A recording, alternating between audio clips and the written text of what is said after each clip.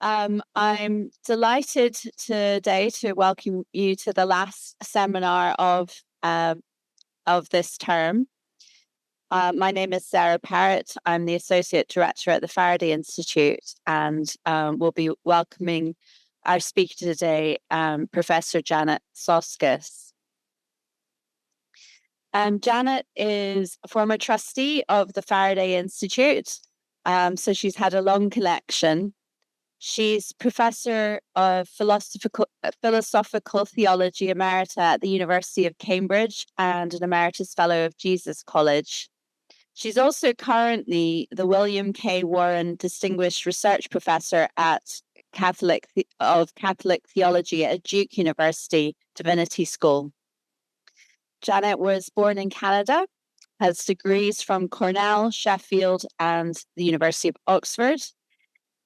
She's been actively involved with the Margaret Beaufort Institute in Jewish-Christian relations, in Anglo-Roman Catholic ecumenical discussions, and in the Christian-Muslim dialogue. She's currently head of the Catholic chaplaincy in Cambridge Fisher House, the first woman head.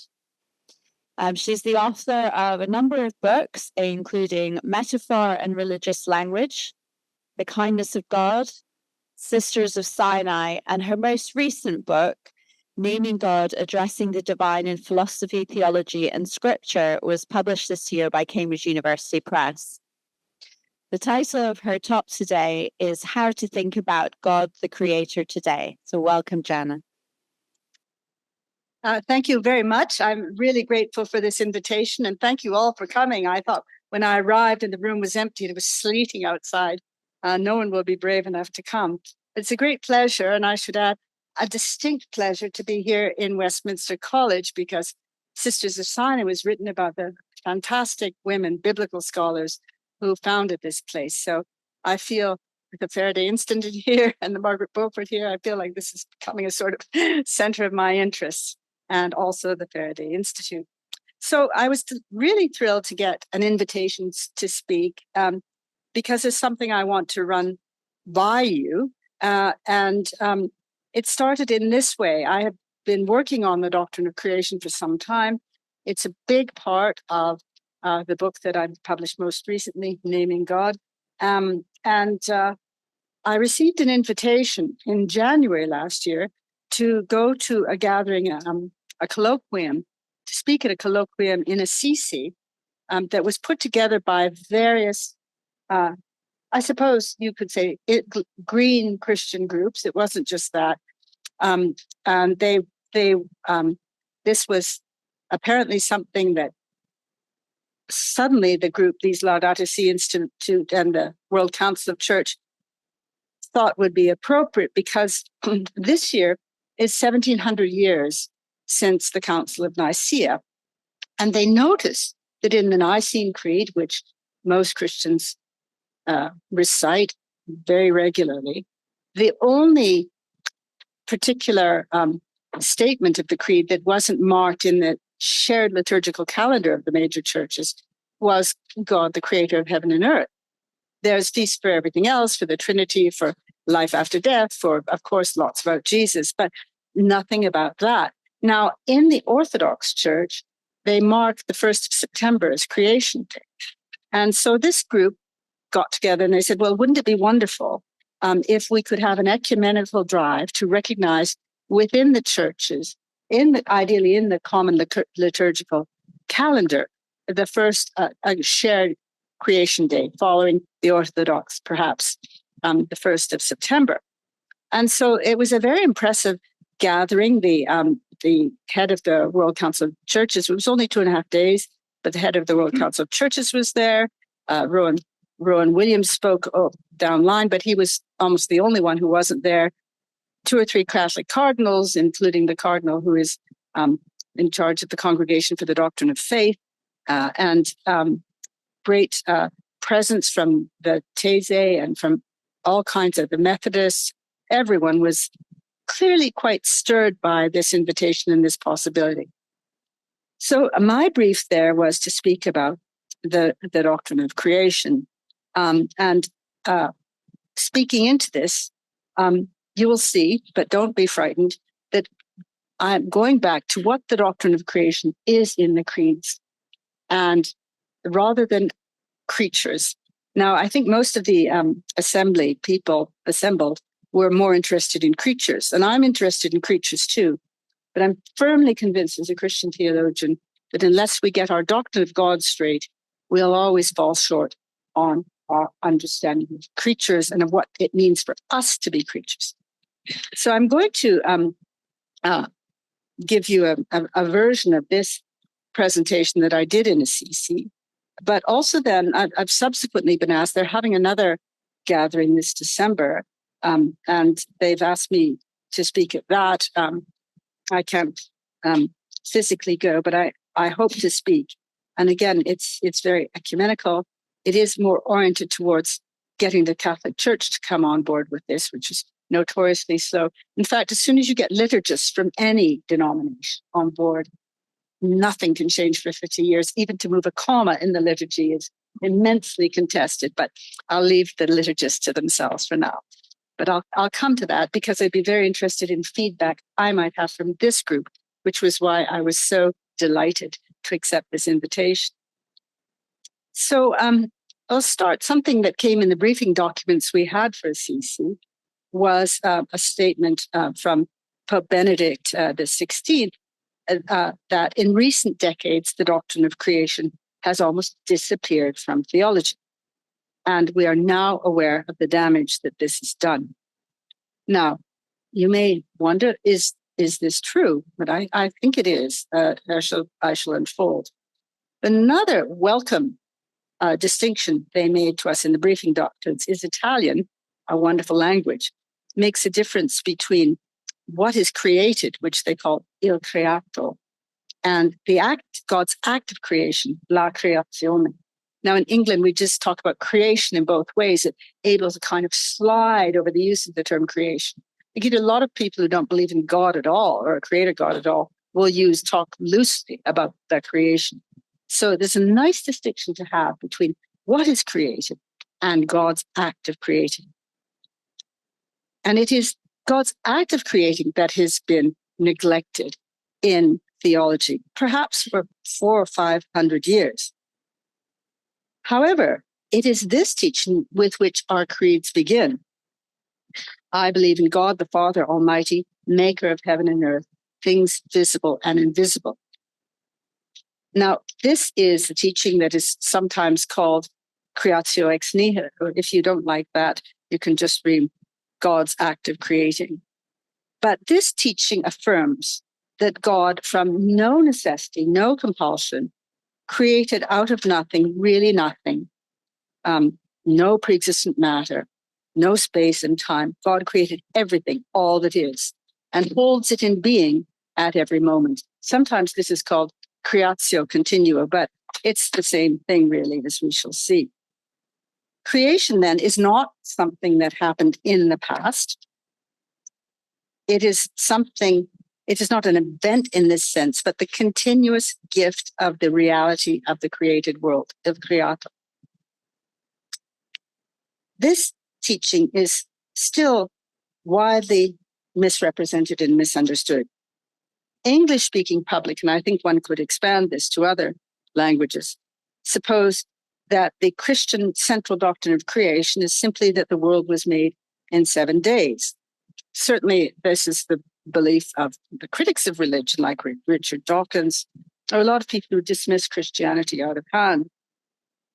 And should you mention creatio ex nihilo, even to churchgoers and academics, philosophers, and scientists, if they have a view at all, most until very recently would assume that creatio ex nihilo means the Big Bang Theory. It's the same as an initial singularity. That is, they will understand it as a theory about the cosmic origins of the beginning of time.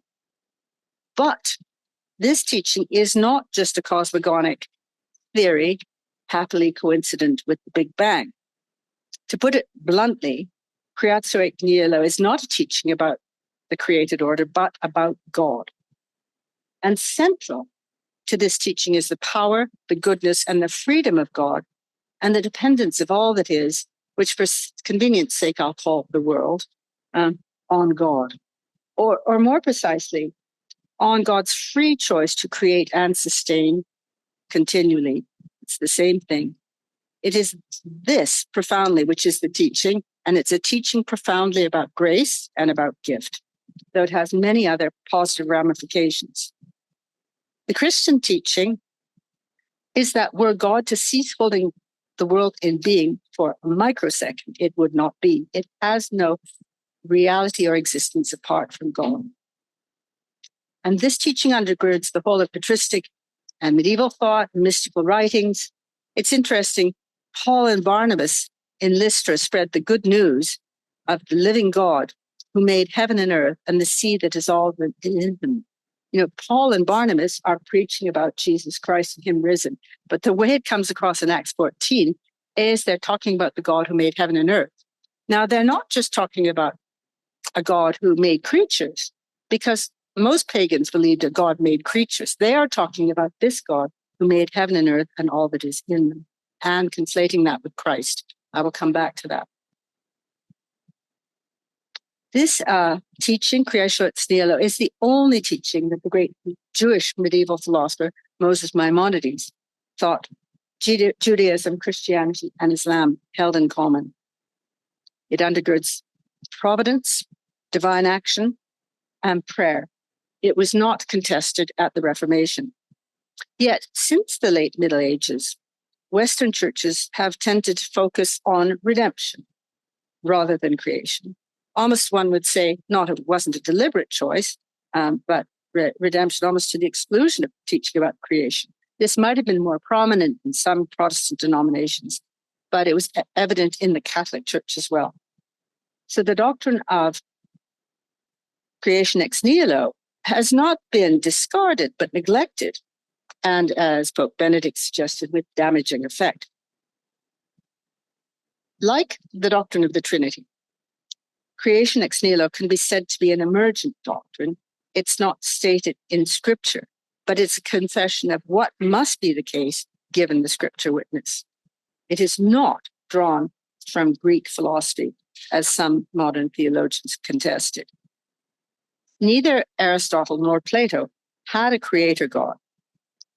They were both monotheists. Well, Aristotle more clearly than Plato. But Aristotle believed in an everlasting universe in which God was a source of motion, but not of matter. Plato saw his demiurge molding some pre-existing matter.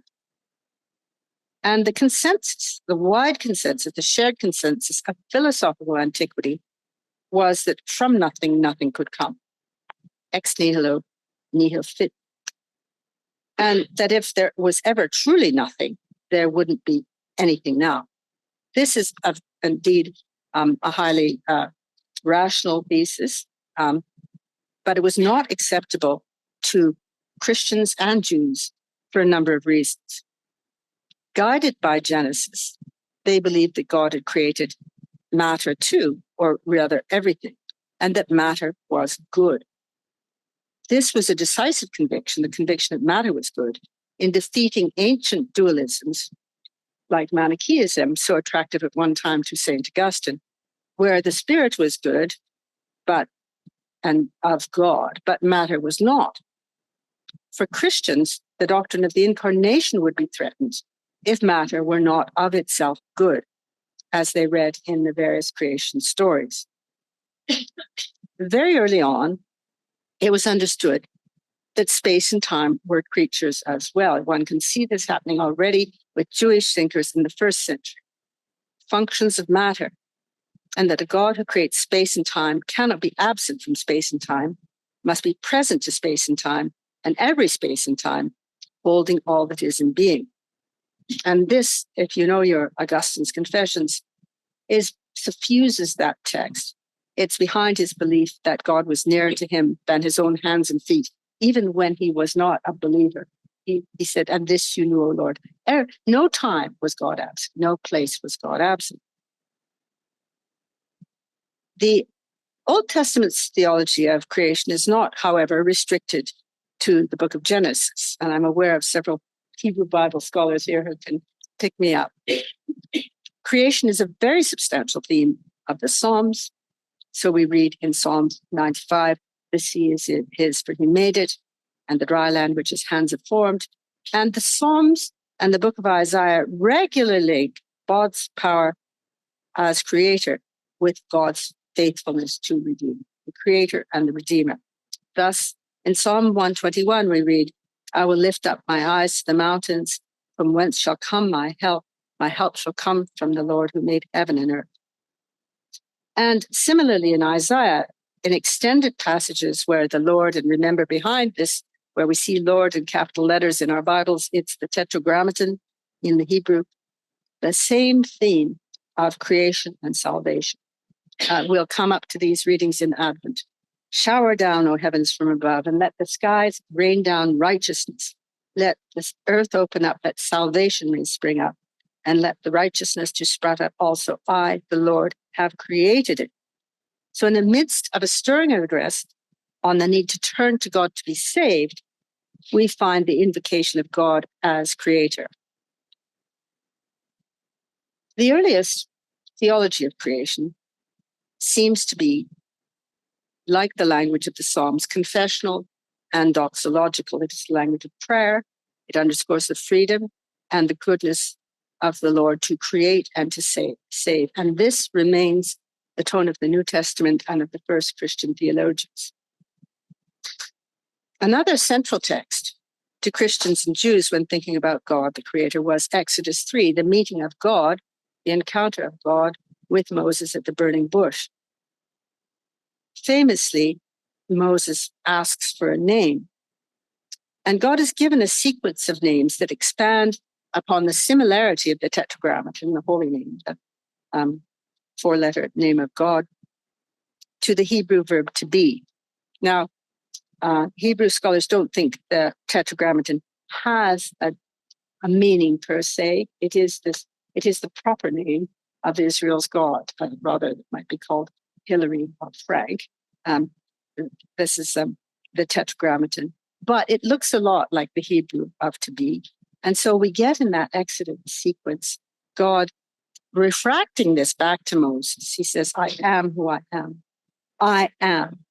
I am the God of your fathers, and so on. Already Philo, a Jew of first century, marks the connection between the I am and the one who is with the creation narratives of Genesis. This connection of Exodus 3 with the doctrine of creation was marked by the early Christian theologians. The I am who spoke to Moses was understood as the one who conferred being on all creation and the very ground of our existence. And nor is this just an imposition on the Exodus narrative. Certain theologians have said, oh, this was just drummed up by Aquinas in the Middle Ages. Not so. Already in the Palestinian Targums, which are Jewish texts in Aramaic, we find these glosses on the I am who I am of Exodus 3. So these are from Palestinian Jewish texts, and they're talking about Exodus 3, the I am who I am. He who spoke and the world came into being, spoke and everything came to be. And here's another one. He who said to the world, be, and it came into being, and will say again, be, and it will be. So this teaching, far from being a lazy acquiescence to Greek metaphysics, amounts to a revolution in Western thought. Ancient Greek philosophy never questioned that a divine creator would work with pre-existing materials. There were a number of cosmogenesis and creation narratives in Greek philosophy, but they all saw this God working with pre-existing materials. But in creating matter itself, the Christian and Jewish God creates time itself and thus transforms what we can say about God. For instance, here's a simple one, and this is something I was interested in my book on naming God. Aristotle's God, Aristotle would say his God is eternal, but eternal in Aristotle's scheme means lasting forever, backwards and forwards. Whereas in the Christian theologians, and you can add Jewish and Muslim if you wish, eternal means that God is the creator of time. thus wholly present to our temporal reality, but at the same time not as creatures are. And this is more striking if we use a word like cause. We cannot say God caused the world into being in just the same way as I might say I'm causing this paper to move back and forth. We can say God caused the world to come into being, but we have to understand what we're doing there. I can't say it's not just the same as moving a paper, because I would have to say, of course, did that outside of space and time. But when you've added the proviso outside of space and time, this is not a minor thing. That's not, so God's causation does not work in the same way as God's. The immediacy of God's causation is as a creator. And this is behind, although I can't go into it here, arguments about revelation, miracles, and so on. So all causation we know is within the space-time continuum. And we should equally be cautious about speaking of creation as an event, lest we relegate it to one event amongst many creaturely events. So the doctrine of creation then is, however, what grounds our rejoicing in creatures. They are a gift, and our very being is a continuous gift. The doctrine of creation also embeds us with all other creatures. It keeps us from thinking we are somehow not creatures, not animals, which is, very salient. A lot of 19th century theology rather suggested that human beings, if you think of the shock that some people felt with Darwin's suggestion that we were related to monkeys, and the idea that we were animals. Well, where did they think we fit in the created order? I mean, as spirits who happen to be here alongside the animals? Perhaps if people had said to them, well, okay, you don't want to be thought of an animal, but would you think of yourself as a creature? Maybe they might have liked that more. So it keeps us also from thinking that a certain kind of hierarchical thinking that's been common in Neoplatonic philosophy, a kind of great chain of being argument, where the lower creatures are farther away from God than the higher ones. In one sense, and I'm not saying human beings don't have a special place, but in one sense, everything is held in being at every moment. And so the earthworm is no farther from God than the cardinal in the Catholic Church. I said that there were some cardinals there, but anyway. So all creatures are held in being by the Creator, and this continual dependency is no less for an angel than for a sparrow. So I've mentioned angels.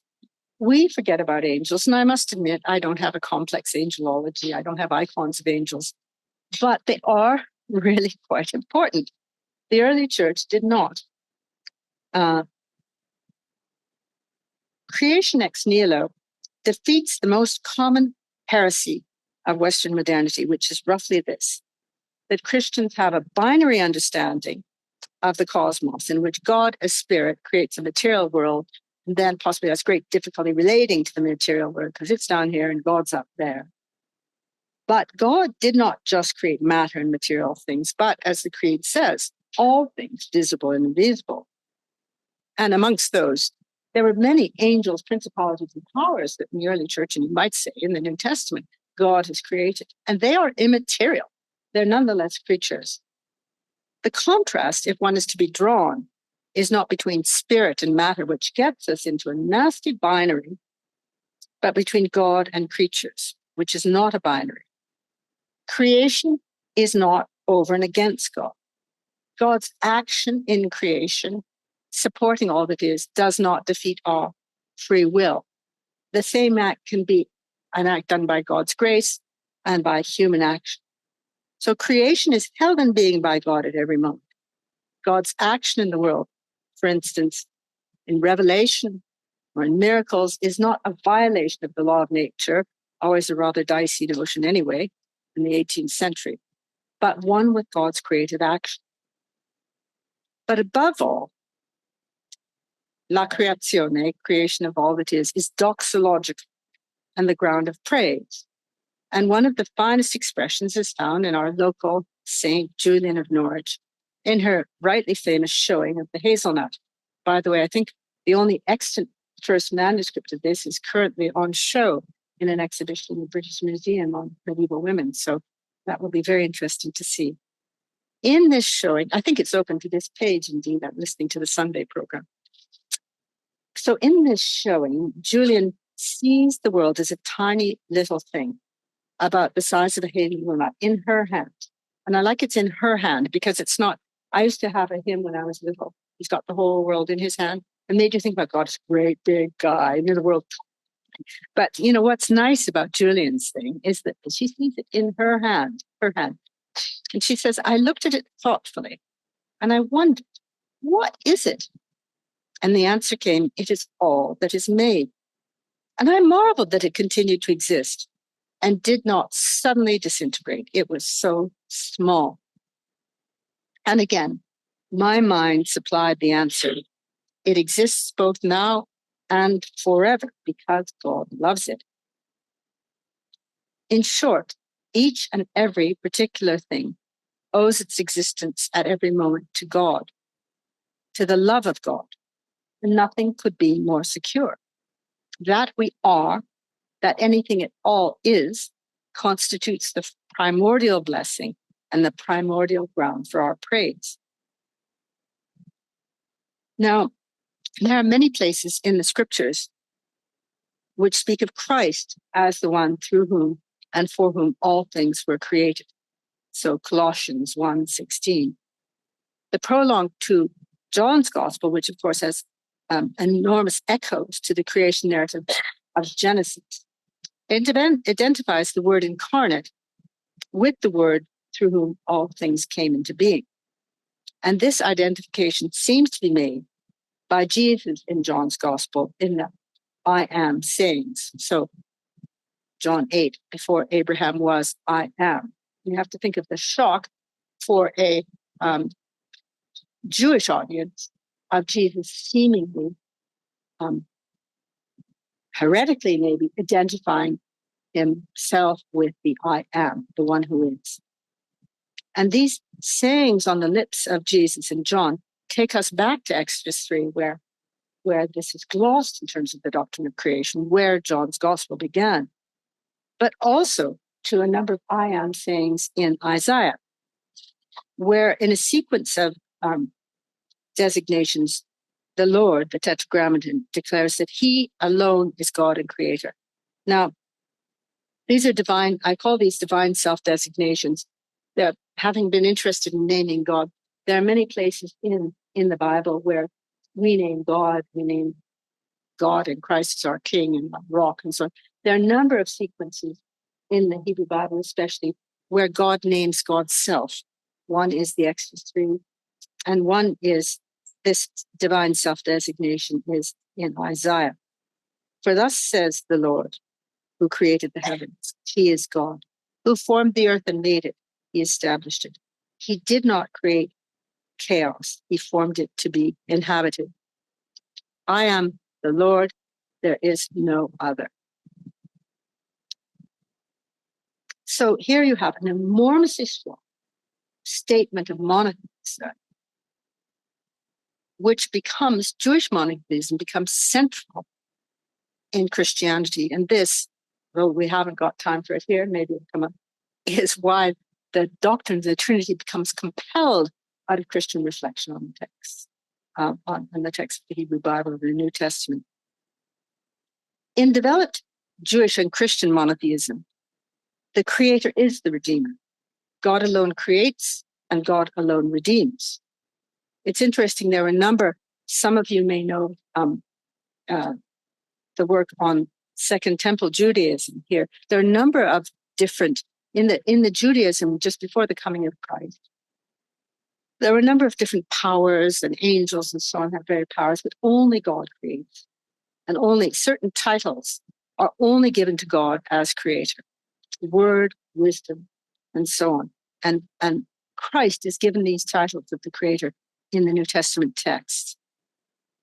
The Pauline literature frequently alludes to God, Christ's role in creation, identifying him with word or wisdom, famously so in 1 Corinthians.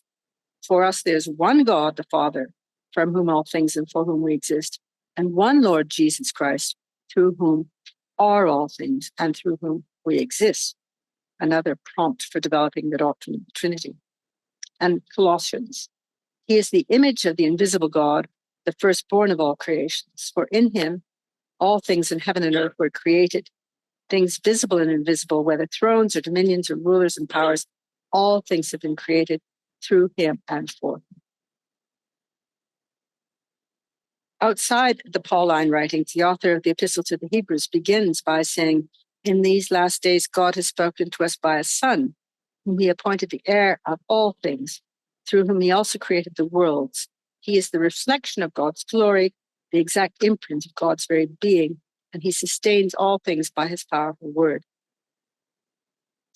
And I could mention to you the identification in Philippians when Christ is given a name which is above all names. And this is, of course, associating Christ with the holy name of God, the Tetragrammaton.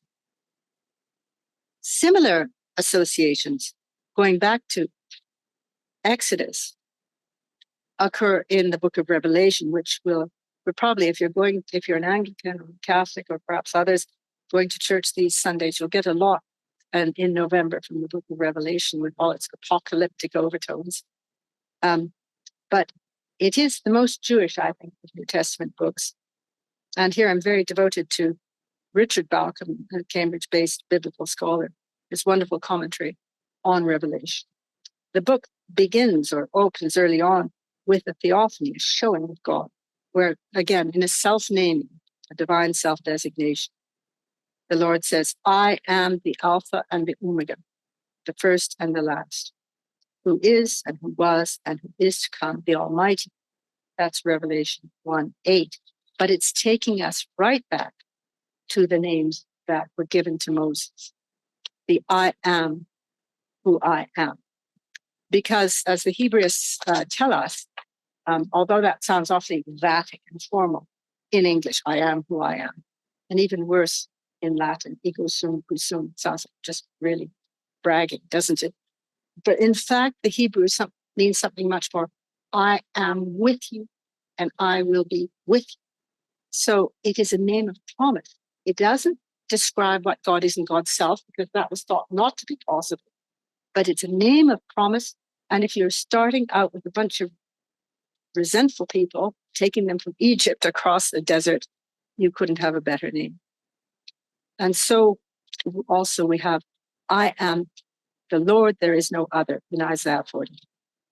In going back to Revelation, in the verses that follow, as the text goes on, and it's really interesting if you read it with the idea to what is God called and what is Christ called. Both God and Christ are called the Alpha and the Omega, the first and the last. Of course, those are versions of the same name. And both of those names are glosses of the Tetragrammaton, whose only full interpretation in the Hebrew Bible is in Exodus 3, where, as I've said, it's a wordplay which expands on the Tetragrammaton and the similarity of the Tetragrammaton in the Hebrew to be. So the distinctive name, the first and the last, the Alpha and the Omega, is not of New Testament coinage, but appears as a divine self-designation a number of times in Isaiah. And this underscores that there's only one God and that this God is creator redeemer. The Christians need to think about this. Thus says the Lord, the King of Israel, and his Redeemer, the Lord of the host. I am the first, I am the last. Beside me, there is no God. Isaiah 44. And again in Isaiah 48, I am he, I am the first, I am the last. My hand laid the foundation of the earth, my right hand spread on heaven. So you see the Creator always coming up with the Redeemer. The creating and the redeeming God is the one who is and who will always be. Back to the little parable of the hazelnut in Julian of Norwich. It always will be because God loves it. It's interesting that this idea, the one who is, in Greek, hoon, is preserved by the Orthodox in a number of icons of Christ, where inside the halo of Christ, you see the Greek letters hoon. he who is, an explicit identification of Christ as the one who is. So I believe that it's a timely time, and this is what I argued in the CC, for jointly, ecumenically, determining on a feast of God the Creator and understanding it in terms of being about the doctrine of God, and that this will undergird all we want to say about the importance of creaturely reality and ourselves as creatures. That we've moved too far in a kind of anthropocentric direction in the past 300 or 400 years, thinking of ourselves the center of anything, or even the human race the center of anything. And this can be a recalibration of our understanding of our relatedness, that all that is, and to an understanding, which I think is never lost from Christian understanding, that all that is gift. It's interesting that Gary Wills, I brought this book, Gary Anderson, pardon me, an edited volume by Gary Anderson and Marcus Bocknell, two biblical scholars on creation. It's Neil. Gary Anderson is a Hebrew Bible scholar, and he's written a very lovely book about charity and giving to the poor. And he makes the point there that in Greco-Roman society was strictly transactional. There was no giving to the poor. It was all reciprocity. And you didn't give to the poor, not because you were mean, but because they couldn't give back. So it just wasn't, it wasn't on the wavelength. But the Christian teaching from early on was you give to the poor because God has given everything to you in the first place. And so the poor were part of this gift of God. And charity is not like there'd be no, and Jews thought this as well, it's not there will be no payback with giving to the poor, but you are lending to God's own creation and creatures, and God will surely mind them. So this, I mention that just to say how broadly this doctrine refracts through our relationship to other people, to our own spiritual life, and to our care for the created order. Now, I'm going to finish my remarks fairly soon, but only to mention that my brief for the next section of this, the next development of this, is to talk more about the importance of this teaching, creation, for modern apologetics, how we respond to the pastoral needs of contemporary people. Especially, I've been asked to speak about the faith-science dialogue and how scientific discoveries have created a deeper pastoral need for reflection on the mystery of creation and the compatibility of faith and science. My brief answer to this roughly will be, and I can expand upon it if there's time or interest, is that there shouldn't have ever been a sort of tension between science and religion. Somehow we fell into a kind of, in modernity, binaries, immanentism. It's said for completely secular people, matter is all that is. But within a lot of Christians and across the denominations, it's kind of binary. So you have the material world, and then you have God, and you've got a problem. How can a spiritual God relate to a material world? But if we had kept on board a deeper, richer doctrine of creation that understands our connectivity with all it is, with the angels and the heavenly hosts, and now with our gut bacteria, maybe it would have looked quite different. But I shall stop speaking now and see if you have anything to say. Thank you. Thank you so much, Janet. And thank you for leaving us time for questions and discussions. We've got as many people online as we have in the very full room. So it's great to have such a good audience. If you are online, please do put your questions in the Q&A box. You can also upvote if you see other people's questions that you like. But let's start with a question in the room. Thank you very much. Hi. I greatly enjoyed listening to you. And I have a question about some of the ways you were speaking. And I'd love to hear you think out loud about, is anything lost or slipping here? There's the first personal, I am who I am and I will be with you. Maybe first, second personal. There's the third personal, the one who is. And then there's this other thing that you mentioned, all that is. And I just wondered, how do you see these relating, and is anything lost if we treat them interchangeably? Thanks. Thank you. That's a really good question. All it is isn't part of that Exodus sequence. It's I am the one who is. But what one needs to see is the glosses that were very early on. So the one who is understood already in these targums as the one who has being. Whereas creatures are contingent. God is not contingent. God is sort of contingent in Aristotle's scheme because you wouldn't have the world without God. But God is sort of like the running system of the world for Aristotle, not personal, of course. But you wouldn't have God without the world. That's not the way Jews and then Christians or Muslims view it. They view God could be without creating at all. The creation is not necessary for God. It is grace. It is gift in a way we can't understand, just so we can't understand the origins of space-time. So that is the connection with connecting back, which is a connection very early on by that saying that I am who I am, back to the idea that God, what can it mean to say that God is the I am? It means this very non-contingent one who is. Is that a bit of the way to help? Thank you.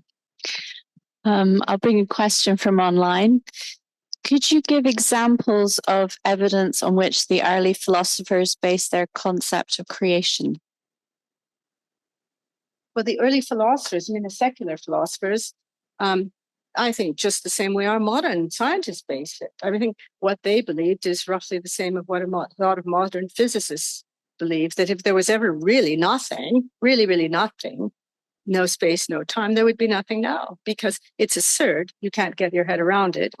Although the astrophysicists amongst you, there's usually one, will say, we are pressed. We, at the state of science at the moment is to believe in initial singularity. And there's all kinds of ways of squirming around it. We can't get our head around that either. So basically, I think that what people like Aristotle thought, that if there was ever really nothing, just thought that was pretty obvious. So that was kind of evidence. Yeah. Just to follow on from that, I think a related question. To understand creation ex nihilo, it seems we also need to know what we mean by nihil, nothing. Yet whether there can actually be a true nothing is now in major conjecture. Can concepts such as mathematical laws ever be said not to exist, for example? If they do always exist, do we need to revise our understanding of ex nihilo? No, they don't all exist. If there was ever nothing, absolutely nothing, there wouldn't be mathematics either. If there really was ever nothing, there would be no mathematics. Okay, it's a function of there being something. It's very abstract. And so this, so you don't have to have, and Augustine was already onto this one, you don't have to have a concept of nothing. The purpose of ex nihilo is not to define nothing, but to say there is, that God created everything that is, all that is created by God. And of course, Christians believe it was good as well. And that's what it's about. So it's a term of art, but I think it's a defensible term of art. Yes, can you say a little bit about the relation of God to time? I mean, there's a classical view, but I think many modern theologians like to regard God as in some sense subject to time. And how does that relate to what you're saying about creation? Oh, well, yeah, this is a big question. But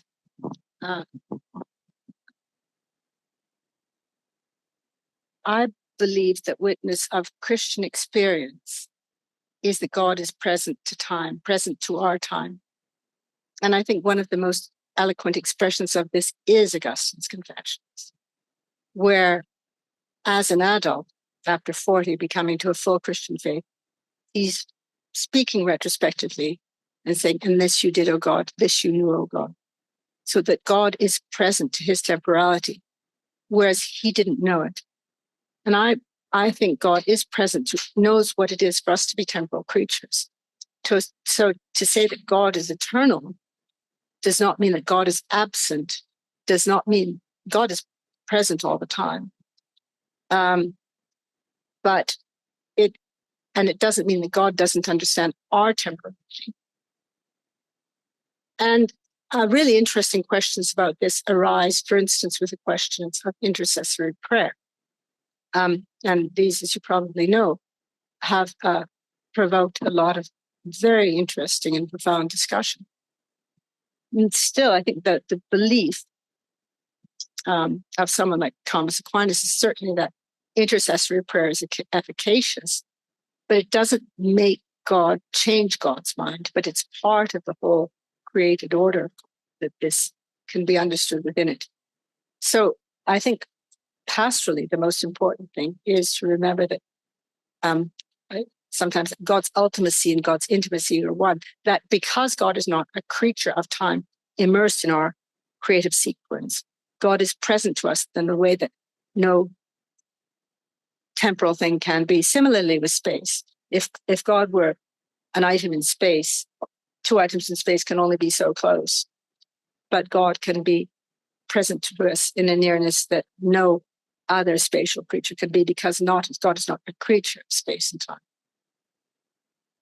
I hope that's enough, because it's quite a big topic, but I do believe some of these issues, you can read the pages about it, and it's not so, as you undoubtedly know, theologians have resolved everything there is to think about the world. But I think the idea that God is present to us and close to us in our temporality is important. And I think latterly the decision that driven by Hegelianism in modern philosophy to think that God must be within our temporality and God must suffer within it, while initially attractive, has a lot of real problems to the doctrine of God, because it ends up making God a creature. And I think that's been part of the problem about Western modernity. And that's why people like Richard Dawkins are shooting into an open goal, because they see what you guys believe in is a big creature. Thank you. Some theologians of the Eastern Orthodox tradition would want to qualify creation ex nihilo by saying that creation is also ex deo. In other words, while God did not create from any pre-existing matter, he did create from pre-existing divine ideas, logoi. Indeed, if we stress ex nihilo too much, my internet's dying, it can suggest creation is merely an adventitious, capricious act of will that is not grounded in God's very nature. Please, could you share your thoughts on this? No, I think that's a very good point. And a lot of the Orthodox. That's why I say Western modernity has forgotten this doctrine. I don't think the Orthodox have. And there are many ways to unfold this within divine ideas, but I'm not really equipped to do that here. I think within the Western Church, the degradation of the doctrine of God that I've seen is such that it really is important right now to press creation ex nihilo. Once people get to a certain level of comfort with it, then we can bring in divine ideas and so on. But I'll just mention to you a couple of anecdotes that I think are quite symptomatic. One, I was talking to an American theologian who found himself on a transatlantic flight sitting next to a graduate astrophysicist. And this young man said, finding out that his person beside him was a theologian, that he used to believe in God, but now he knows the world is so complex that a God couldn't have created it. So, the question is, what kind of doctrine of God and what kind of doctrine of creation did he have? Similarly, I was a while ago, I think this is where the alarm bells began to go off with me, a radio thing paired up with this kind of a popular radio vicar, as I recall. And that I thought it was about some aspect of Christian apologetics. And the thought turned to the interview. It wasn't about the doctrine of creation, but the interviewer said, what about the doctrine of creation? And this guy said, oh, Christians don't care about that anymore. And I nearly flipped. I had just begun this work, and I was, but what he meant, we didn't parse it there, but what he meant, he understood by doctrine of creation The world's made in 6 days. Christians don't care about that. Dawkins is on at us about this, so just get rid of it. That's really worrying, okay? And then similarly, I've had the experience being asked by just a very intelligent lay Catholic after church, what are theologians today saying about creationism? Now, a couple of questions led me to understand that he didn't mean creationism as a kind of phenomenon in the American evangelical or fundamentalism. He didn't mean that. What he meant was the doctrine of creation, but that people think that is the doctrine of creation. And there's been a lot of attack from the people like Richard Dawkins. There's been a lot of attack by feminist theologians. I consider myself a feminist and a theologian. Whether I'm a feminist theologian, I don't know. By the idea this God who created, said, I am who I am, is a big guy. We can't worship a God who's immutable and invisible. And it's attack at the heart of the doctrine of God. And it sounds really good because no one wants a Wizard of Oz, right? But this unfolding within the Father, this is not the Wizard of Oz. So this is why I think it is important to keep with the doctrine of creation for the time being. And indeed, one exciting thing is over the past 20 years, I've seen a wide recovery of people realizing how important this is. I mean, even someone, a respected theologian, Jürgen Moltmann, probably a number of you have had, said in one of his books that the early theologians didn't have a Christian doctrine of God. They simply adopted the God of Aristotle. It's astonishing for him, a major 20th century theologian to say. For the reasons I've given, it's not true. They would have adopted the God of Plato anyway if they'd adopted anyone's, but they didn't. They knew perfectly well not to do that. And what they said about God was not something either Aristotle or Plato would have said about God. So I'm going to stand my ground on creation ex nihilo for the time being and leave it to the Orthodox because it is very important, but there's lots of good work coming up. So thank you very much indeed for that talk. So could you relate the doctrine of creation to the philosophy of occasionalism? Being God acts occasionally changeable. Well, I'm not a historical theologian, so I sort of know a little bit about it, but yeah. So, okay, so.